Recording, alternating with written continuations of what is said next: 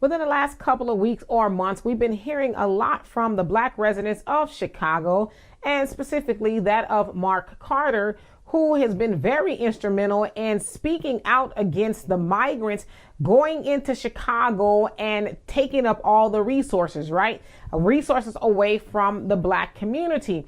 Now, recently, I did a video about him and others saying that they want to have a conversation with Trump. They invited the Republicans to go and speak with them.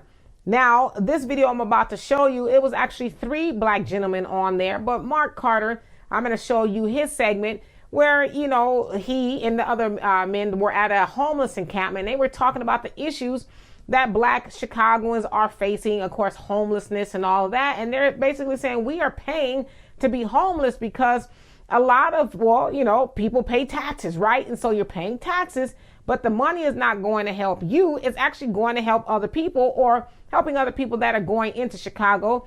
It is said that by the end of this year, not more, it's going to be about $300 million allocated toward helping the migrants in Chicago alone, right?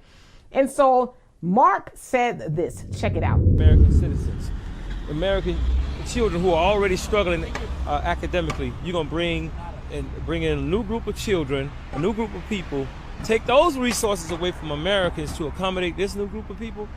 That is going to make the children going to fall further behind. Unemployment is going through the roof. Poverty, crime. This is going to impact our communities across this city to the point to where violence, murder, robbery is going to spike. Not just with Americans, but also with these people coming here. 3,000 illegal immigrants are living in this factory, almost, what, a half a block long? And this is going to transcend into public housing. They keep saying that there will be no public housing for illegal immigrants. That's not true. So we pay to be homeless, basically, now as United States citizens. We're going to flip Chicago red. The Democratic Party is done in Chicago, and that's a fact. By summer, you think it's a lot of them coming in. You watch the uprising of red. So as you saw, you know, he was talking about the issues that will happen due to the resources being taken out of the Black community there in Chicago. Talked about crime, and also he talked about earlier youth not being able to read and things like that. And so another gentleman saying we need to divest from big government. We need to divest from the Democratic Party and everything else that has held us down, right? Now, going back to Mark, he says the Democrats are done here, right? We are going to flip Chicago red. Now, when you flip something red, that's a political term, right? Or blue, that means it's either going to go toward the Republicans, which is red, or it's going to go to the Democrats, which is blue. Now, traditionally, Chicago is a blue city. Illinois is typically a blue state. And so he is saying here in Chicago, we are going to flip it red. We're going to give it to the Republicans because the Democrats have been thumbing their noses at Black people for the longest, even to the tune of, well, we're not going to help y'all. We're going to help the migrants. We're going to help them get everything they need. We're going to build them weatherized tents, and we're going to make sure they get vouchers and money and just everything. We don't want them to be uncomfortable, right? Even though they being the politicians there, Black Chicagoans uncomfortable, having to sleep in, cold weather, the trains, even we've done videos about that here.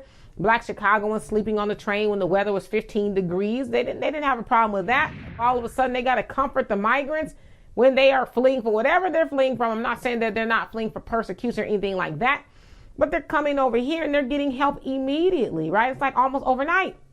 And in a lot of cases, entities, politicians, things, they're demanding more money to help the migrants, but they're not demanding more money to help American citizens and specifically Black people. And so I agree with Mr. Carter. Yeah, it needs to be one and done or 52,000 and done because, Black people, we always vote for the Democrats, but it just needs to be no more. The Democrats do not deserve our vote at all.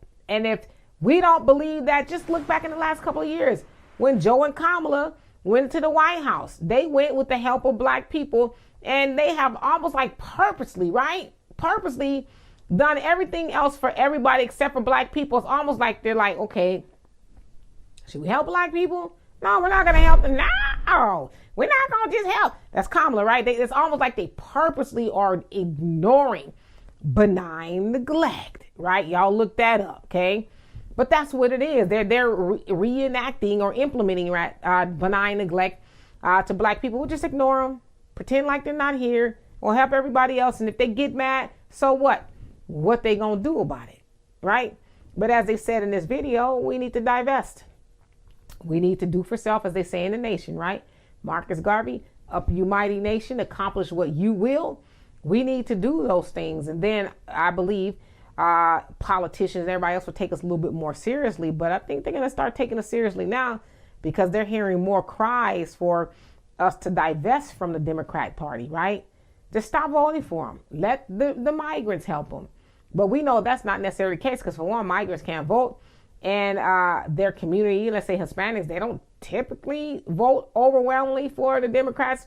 They're more conservative. Now, they might, the majority of them might right now, but a lot of them, enough of them do vote for the Republicans. And so it's not enough of them voting for Democrats to actually help them to where they can totally negate black people. So again, I agree with him. And because I agree with him that we need to divest from the Democratic Party, I'm not saying I'm pro-Trump because I feel like I have to say that because some people, they lose their minds, right?